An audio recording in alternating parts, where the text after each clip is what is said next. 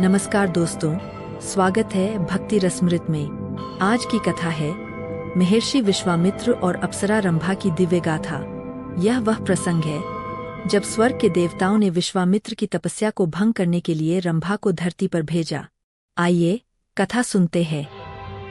विश्वामित्र और अप्सरा रंभा, दिव्य पत्थर की कथा। प्राचीन समय की बात है जब ऋषिमुनि जंगलों में तपस्या करते थे।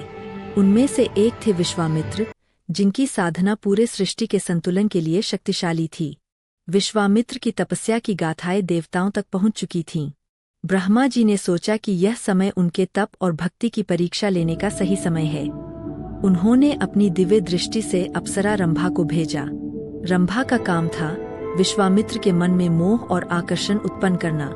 रंभा अपनी सुंदरता और मोहक रूप के लिए प्रसिद्ध ऋषि के आश्रम पहुंची।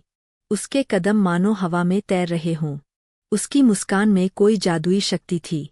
उसने मधुर स्वर में कहा, महर्षि, तपस्या महान है, पर क्या आपने जीवन का असली आनंद और प्रेम अनुभव किया है? विश्वामित्र ने उत्तर दिया, सच्चा ज्ञान केवल भौतिक मोह और सुख में नहीं है। बाहरी मोह क्षणिक है, आत्मा और चेतना स्थायी है। तुम मेरा तप नष्ट नहीं कर सकती। रंभा ने अपनी अप्सरात्मक शक्ति का प्रयोग किया। हर मुस्कान और नृत्य के माध्यम से उसने ऋषि के मन में मोह उत्पन्न करने की कोशिश की। लेकिन जैसे ही वह ऋषि के और पास आई, विश्वामित्र ने अपनी दिव्यता और विश्वरूप प्रकट किया। उसका रूप अब संपूर्ण ब्रह्मांड जैसा दिख रहा था। रंभा के लिए यह दृश्य अद्भुत और भयभीत करने वाला था। उसने हंसते हुए कहा, महर्षि, यह अद्भुत रूप क्या है?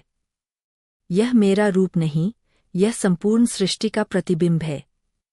बाहरी रूप क्षणिक है, आत्मा और चेतना स्थायी है। रंभा ने स्वयं को ऋषि की दृष्टि से देखा। उसकी सुंदरता क्षणिक प्रतीत हुई। उसे एहसास हुआ कि वास्तविक शक्ति ज्ञान, भक्ति और आत्मा में है। तभी रंभा ने अपनी दिव्यता और शक्ति को एक पत्थर में समाहित कर दिया। यह पत्थर कोई साधारण पत्थर नहीं था।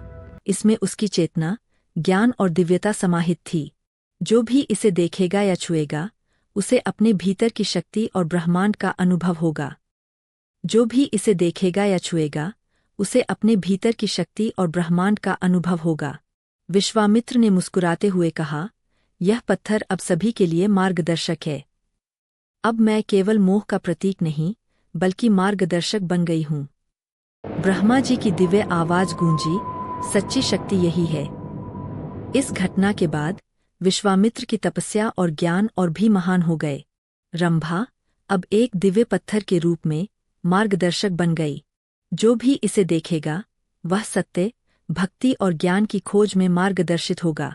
जंगल अब दिव्यता और शक्ति का केंद्र बन गया। पत्थर से निकलती ऊर्जा पूरे जंगल में फैल रही थी। साधक और ऋषि दोनों पत्थर के पास ध्यान कर रहे थे। विश्वामित्र और पत्थर का दृश्य दिव्यता दर्शा रहा था। पत्थर अब केवल सुंदरता या शक्ति का प्रतीक नहीं, बल्कि ज्ञान और भक्ति का मार्गदर्शक बन गया। सभी साधक और भक्त पत्थर से प्रेरणा प्राप्त कर रहे थे और अपने भीतर की दिव्यता को महसूस कर रहे थे। विश्वामित्र ने देखा कि तपस्या और ज्ञान का प्रभाव स्थायी रूप से फैल रहा है और मुस्कुराते हुए संतोष व्यक्त किया। इस प्रकार रंभा का पत्थर और विश्वामित्र की तपस्या सभी के लिए दिव्यता, भक्ति और ज्ञान का प्रतीक बन गई। अगर आपको यह कहानी पसंद आई हो तो कृपया लाइक करें, शेयर करें, सब्सक्राइब करें और कमेंट में बताएं कि आपको कहानी कैसी लगी।